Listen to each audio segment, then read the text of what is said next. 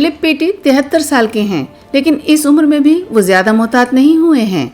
तने हुए रस्से पर चलने में शोहरत याफ्ता फ्रांसीसी बाजीगर पेटी हाल ही में पहली मर्तबा परफॉर्म करने वाशिंगटन आए हैं, लेकिन उन्होंने नेशनल बिल्डिंग म्यूजियम में 15 मीटर की बुलंदी पर तनी एक तार पर चलते हुए किसी हिफाजती जाल या हिफाजती बेल्ट का इस्तेमाल नहीं किया।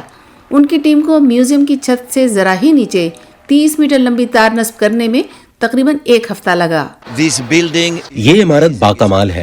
ये उन इंतहाई खूबसूरत मकामात में से एक है जहाँ मैंने कभी अपनी तार लगाई है।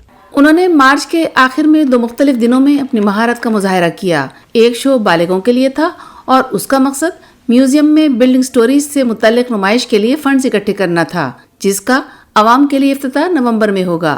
दूसरा मुजाहरा खास तौर पर मकामी एलिमेंट्री स्कूल के तालिब इल्मों के लिए था। मुझे वो अच्छे लगे, लेकिन मैं हैरान हूँ कि उन्होंने कलाबाजी क्यों नहीं खाई। मैं चाहती थी कि वो कलाबाजी खाएं। अपने कई दहाइयों के करियर में फिलिप पेटी ने दुनिया भर की कुछ बुलंद तरीन इमारतों में परफॉर्म किया है। उनका पहला शो 1971 में हुआ था, जब उन्होंने नोट्रे-डेम डी पेरिस चर्च के 2 सतूनों के दरमियान तार पर चलने का मुजाहरा किया था। उन्होंने 1973 में सिडनी हार्बर के पार चलने का मुजाहरा किया।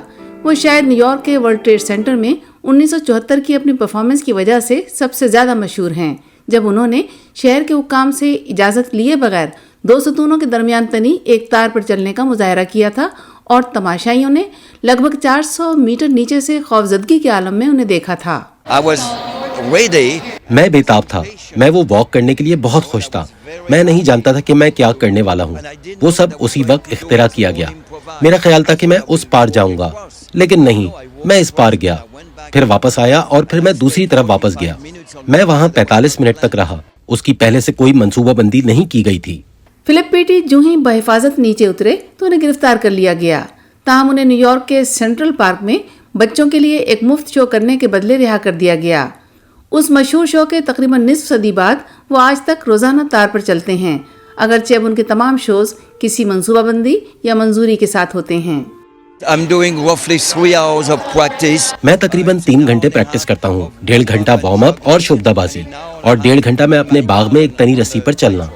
मैं अपनी सवाने उम्री लिख रहा हूँ और मैं चाहता हूँ कि दुनिया भर में मुजाहरे करना जारी रखूँ। मैं कभी रिटायर नहीं होऊंगा। फिलिप पेटी ने किताबें लिखी हैं जिनमें उन्होंने अपनी परफॉर्मेंसेस और उनकी तैयारी के तवील मराहिल को बयान किया है। उन पर कई फिल्में बन चुकी हैं, जिनमें मैन ऑन द वायर शामिल है, जिसने एक एकेडमी अवार्ड जीता था। मैक्सिम मॉस्कोल्कोव की रिपोर्ट के साथ Yasmeen Jameel, voice of America.